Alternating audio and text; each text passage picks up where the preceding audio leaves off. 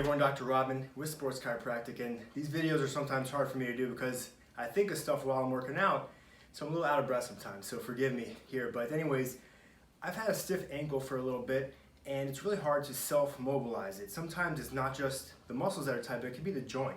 So here's a good way you can test yourself to see if your joint is pretty stiff, and what you could do is just get into this kneeling position and go ahead and lean forward, keeping your heel flat on the floor.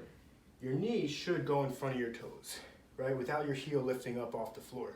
So mine's a little better now because I actually just did this mobilization, but before I started it wasn't clearing my toes, but now it actually is. So what you can do is grab a weight. The heavier the better, but that's the problem with this one, is sometimes it's hard to pick up a very heavy weight.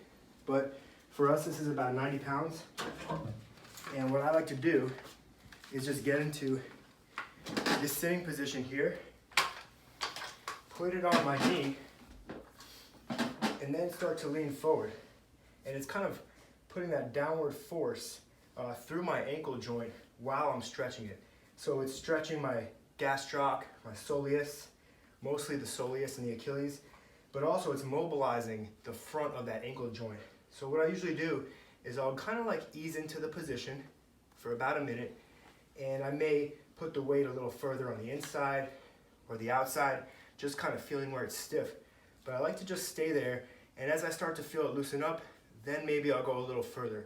But it's always best to overestimate this stretch. It may seem like it's not a lot, but tomorrow you might be very sore if you do this. So don't go all the way the first time. See how you do, and then maybe the next time go a little further. But basically this is an excellent way to get some more ankle range of motion.